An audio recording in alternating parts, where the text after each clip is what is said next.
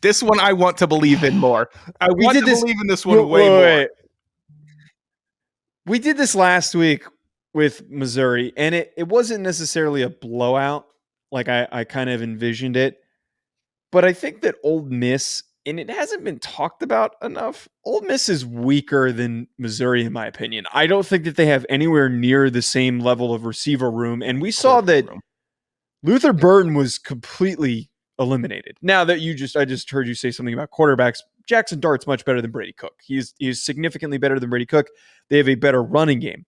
What was an issue for Georgia last week was Cody Schrader and Brady Cook running the football. Jackson Dart, Quinshon Judkins are going to be critical for the performance of this game. But, I mean, how can we, especially after Georgia was ranked number 2 in the college football playoff ranking, which just happened as we're speaking, how we can come to this, how can we think that they're not going to be motivated and pissed off again to prove keep motivating Georgia.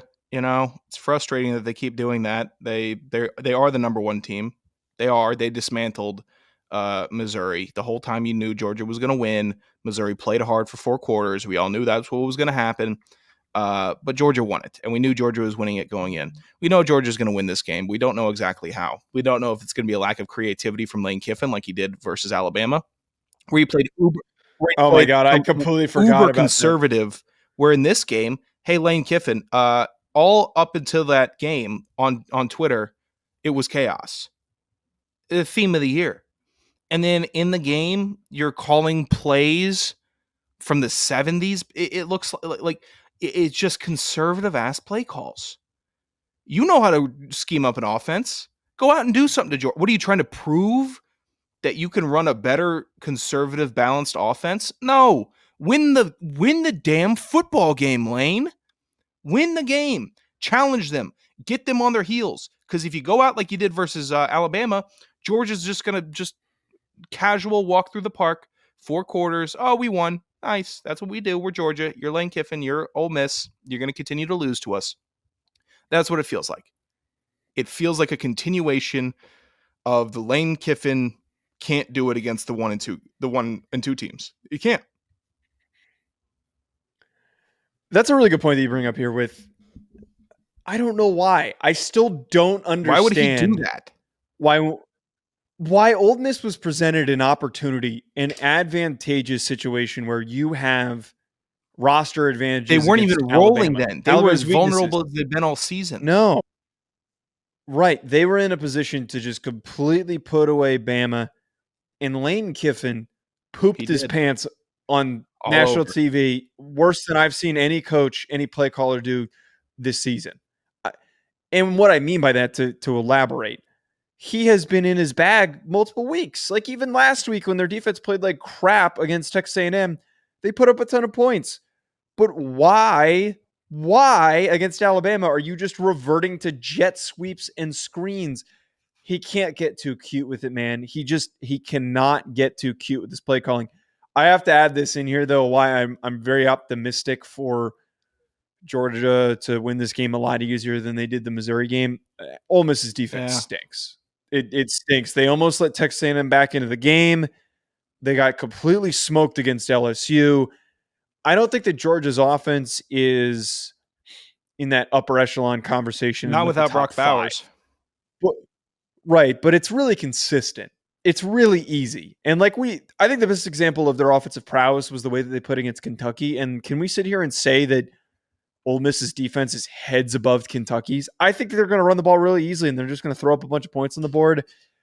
Lane's going to be playing catch up. I love that word that you're using, easy. It does look easy for Georgia when they're running offense. And that's every college football fan's, it's every football fan's dream.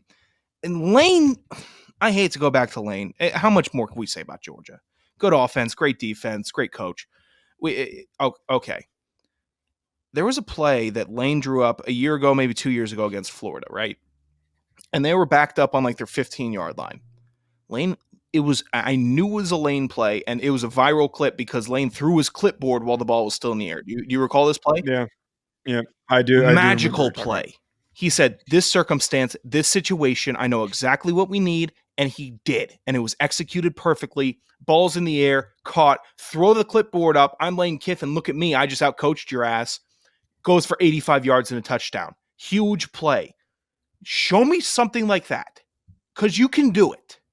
You can do that. Will you? Probably not. Well, you're gonna need some perfect play calls to get past Kamari Lassiter and Javon Bullard and Malachi Starks and all those guys. Because I hate this, that on Rufino and Joe, I've been characterized as somebody who keeps glazing Georgia. It has gone so far as people. Okay, a lot of people have been accusing me of even being a Georgia fan, which is hilarious because I rooted against them in last year's national championship game. Screw you, fucker. My point is, your Todd Gurley jersey. I don't have a Todd Gurley jersey. Oh, I saw him at the Kings game a couple weeks ago. Total ADD moment. Yeah, he was. We were walking in because I've seen him before in person at the Super Bowl a couple years ago when it was in LA. And he stands out like a sore thumb because he's huge. He does not look like a running back. He looks like a defensive end the way that he's everything about. I loved when he was in Atlanta. I loved everything. He's a house. College, the Rams. Yeah, he's a big fan of his. Yeah, he was coming in the same entrance we were coming in, and then he had like we were sitting, we could see him sitting right down by the glass. But my whole point is here, I keep talking up Georgia, and I think it's justified because they've got all these next first round picks in the wings that are just coming, not this year, but in the 2025 NFL draft. We're going to be like, wait, there were 3 defensive backs taken in the first round. It's going to be one of those things. And, oh, this is another linebacker or defensive lineman that's going in the beginning of the second round. This is an unbelievable unit again. It just doesn't have a Jalen Carter. That doesn't mean it's not good. Yeah, I gotcha. It makes sense. Stop doubting. I'm not. I am following your fandom. Yes, you I'm following your Joe DeLeone specific Georgia fandom.